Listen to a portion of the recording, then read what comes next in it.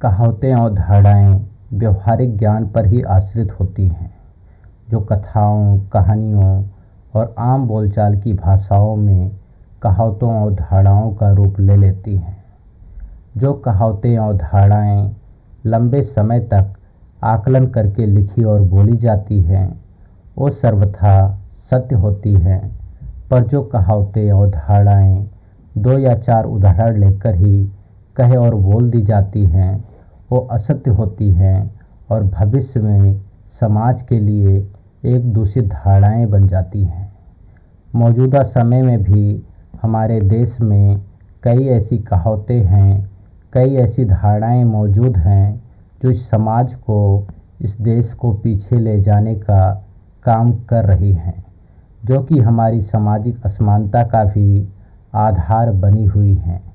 जिनमें कुछ धारणाएँ जाति आधार पर भेदभाव को लेकर हैं, तो कुछ धारणाएँ लिंग के आधार पर महिलाओं के साथ भेदभाव को लेकर भी हैं।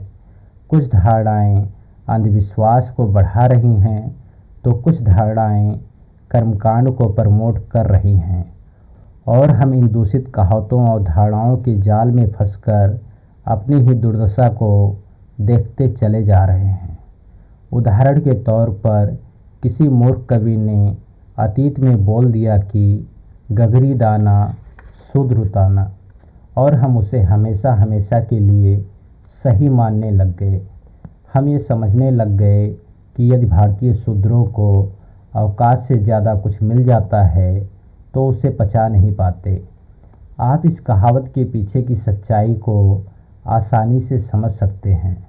हो सकता है कि अतीत में कोई ऐसा समय आया हो जब जाति और जातीयता अपने शिखर पर रही हो, और उस समय में शूद्रों की आर्थिक हालत इतनी खराब रही हो कि एक गगरी दाना भी उनके पहुंच से बाहर की बात हो।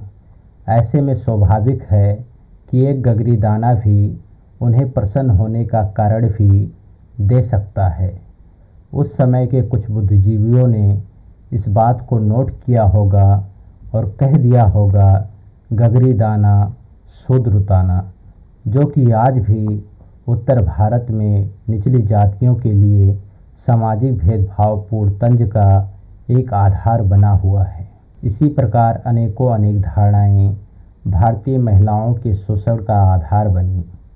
किसी ने अतीत में कह दिया कि महिलाओं को, लड़कियों को ज़्यादा भाव देने पर वो सर पर बैठ जाती हैं, और हम लोग बिना किसी सोच विचार के इस धारणा को सत्य मानने लग गए।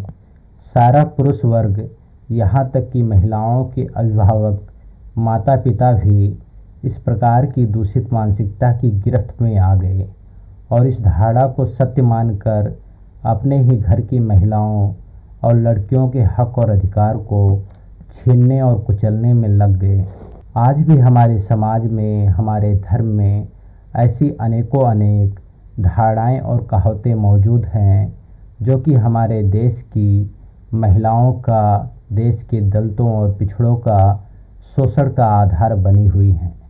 कुछ मामलों में ये धारणाएँ सामाजिक असमानता को बढ़ावा दे रही हैं, तो कुछ मामलों में ये धारणाएँ अंधविश्वास और फर्जी आस्थाओं को प्रमोट कर रही हैं।